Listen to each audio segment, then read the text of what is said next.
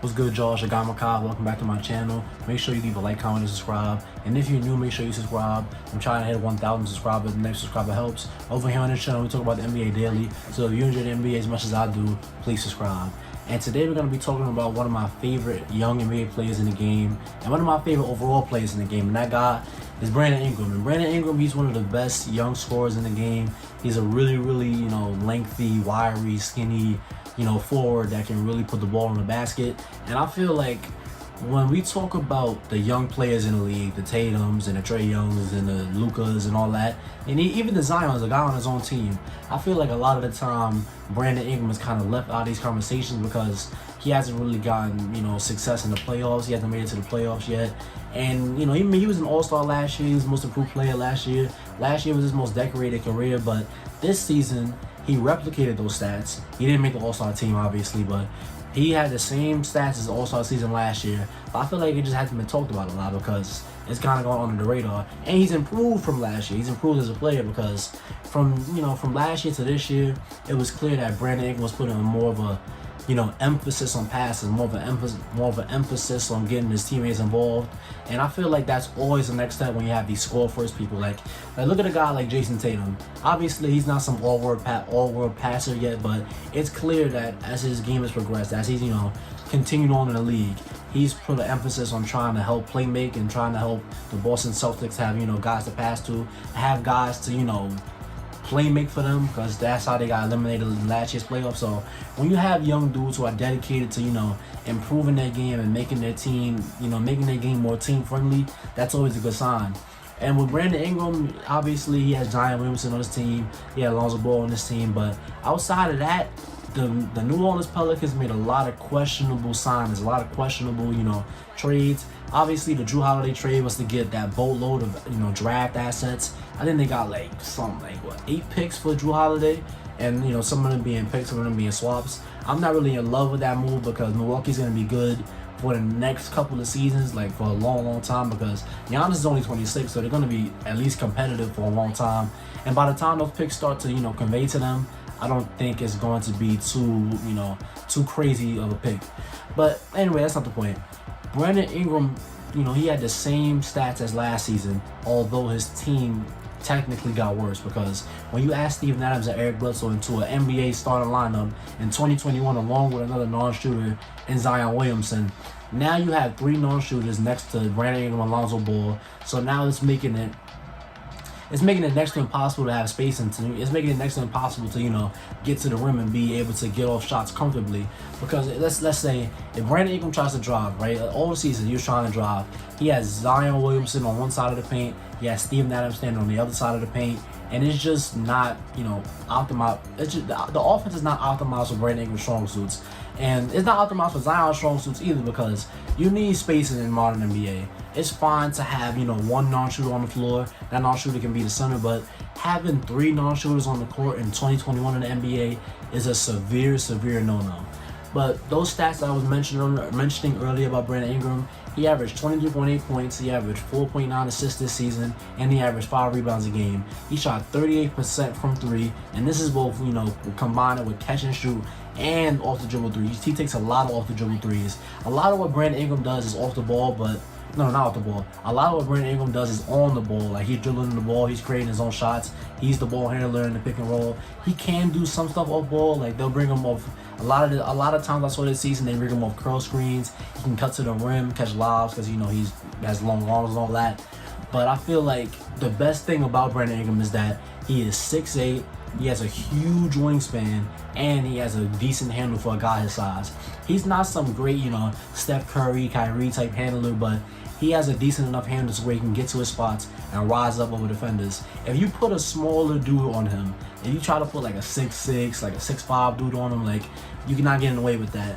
And even if you put somebody his height, his arms are so long. Like, compare him to like a KD. Obviously, Brandon Ingram is Brandon Ingram. Kevin Durant is Kevin Durant. I'm not a huge player comparison dude, but compare those two for right now, right?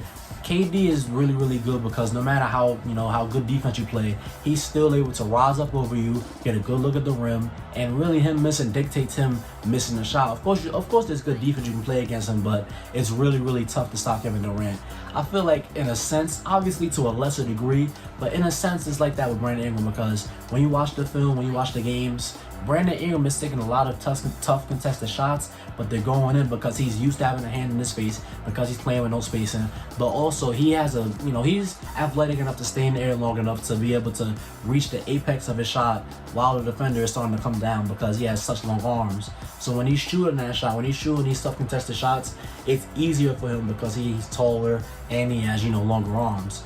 Another area of his game that I would like to see Brandon improve is definitely his finishing.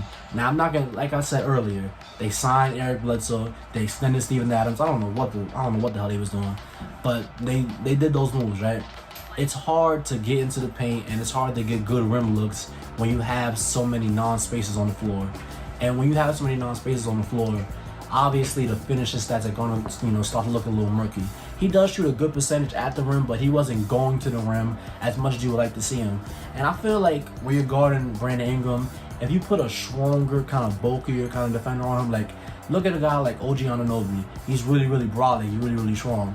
When you put a guy like that on Brandon Ingram, it can deter him from going to the rim because you can bump him, of course. And I feel like you can force him into a lot of tough mid-range shots. If Brandon Ingram can, try to develop some counters to that, maybe some spin moves, maybe some post-ups. Brandon Ingram does have a solid post-up game. I wouldn't call it great, but Brandon Ingram does have a solid post-up game. And I like to, when he goes deep into his bag and just tries to, get a bucket at any time.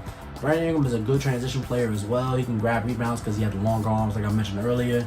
Brandon Ingram can, run the break by himself, and he's a decent enough passer to where he's not gonna wow you with some amazing, crazy behind the neck, Magic Johnson he kind of pass, but he is a good enough passer to where he's not gonna miss blatantly obvious reads. I feel like he can miss those sometimes, but it's not gonna be to the point where he's shooting over 3 defenders because he just wanted to shoot the shot and he didn't want to pass it.